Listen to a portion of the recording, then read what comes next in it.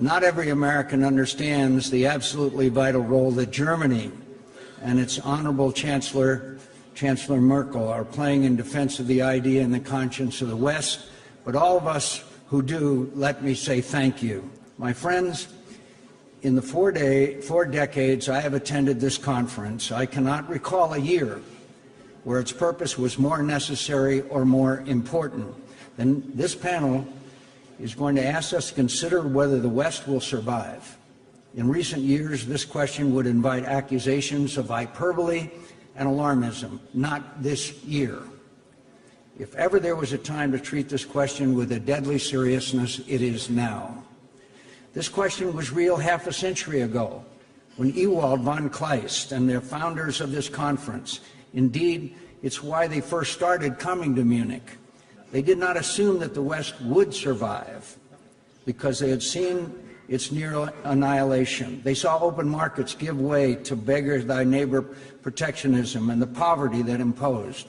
They saw a world order fracture into clashing ethnic and nationalist passions and the misery that brought. They saw the rise of hostile great powers and the failure of deterrence and the wars that followed. From the ashes of the most awful calamity in human history was born what we call the West, a new and different and better kind of world order, one based not on blood and soil nationalism or spheres of influence or conquest of the weak by the strong, but rather on universal values, rule of law, open commerce, and respect for the national sovereignty and independence. Indeed, the entire idea of the West is that it is open to any person or any nation that honors and upholds these values. The unprecedented period of security and prosperity that we have enjoyed for the past 7 decades didn't happen by accident.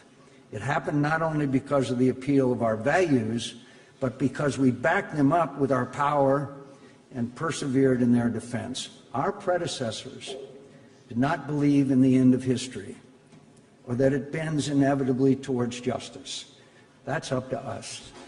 That requires our persistent, painstaking effort, and that's why we come to Munich year after year after year.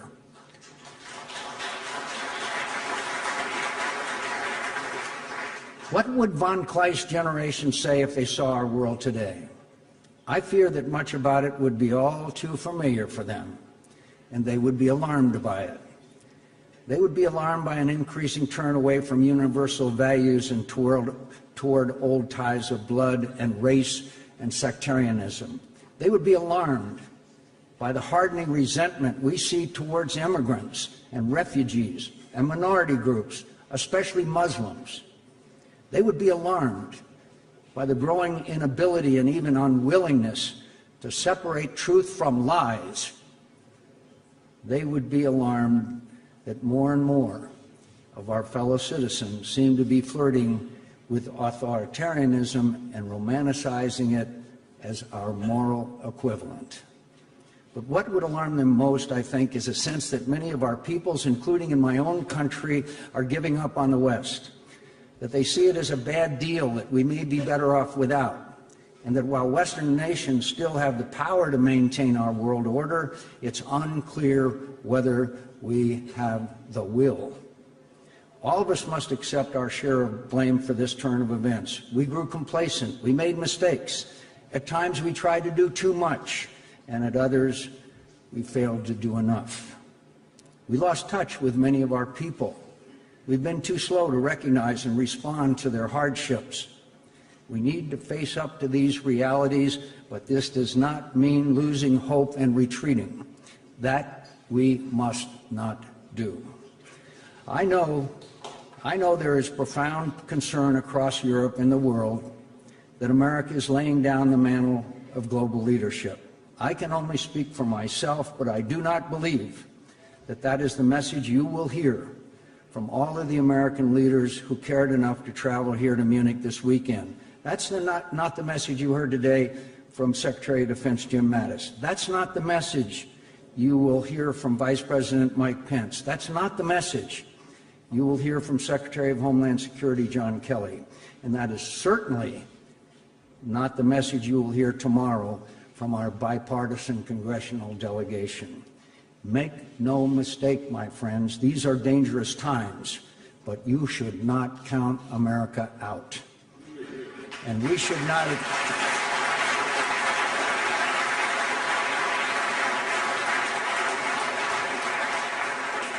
And we should not count each other out. We must be prudent, but we cannot wring our hands and wallow in self-doubt. We must appreciate the limits of our power, but we cannot allow ourselves to question the rightness and goodness of the West. We must understand and learn from our mistakes, but we cannot be paralyzed by fear. We cannot give up on ourselves and on each other. That is the definition of decadence. And that's how world orders really do decline and fail. That is exactly what our adversaries want. This is their goal. They have no meaningful allies, so they seek to sow dissent among us and divide us from each other. They know that their power and influence are inferior to ours, so they seek to subvert us and erode our resolve to resist and terrorize us into passivity. They know they have little to offer the world beyond selfishness and fear. So they seek to undermine our confidence in ourselves and our belief in our own values. We must take our own side in this fight. We must be vigilant. We must persevere. And through it all, we must never cease to believe in the moral superiority of our own values, that we stand for truth against falsehood, freedom against tyranny, right against injustice, hope against despair, and that even though we will inevitably take losses and suffer setbacks through it all, as long as people of goodwill and courage refuse to lose faith in the West, it will endure. That's why we come to Munich. That's why we come to Munich, year in and year out, to revitalize our common moral purpose, our belief that our values are worth the fighting for. Because in the final analysis, the survival of the West is not just a material struggle. It is now, and has always been, a moral struggle. Now more than ever, we must not forget this. During one of the darkest days of the early Cold War, the great American novelist William Faulkner delivered a short speech in Stockholm upon receiving the Nobel Prize for Literature. "I decline to accept the end of man," Faulkner said. "I believe that man will not merely endure, he will prevail. He is immortal, not because he alone among creatures has an inexhaustible voice, but because he has a soul, a spirit capable of compassion and sacrifice and endurance. Even now, when the temptation to despair is greatest, I refuse to accept the end of the West. I refuse to accept the demise of our world order. I refuse to accept that our greatest triumphs cannot once again spring from our moments of greatest peril as they have so many times before. I refuse to accept that our values are morally equivalent to those of our adversaries. I am a proud, unapologetic believer in the West. I believe we must always stand up for it, for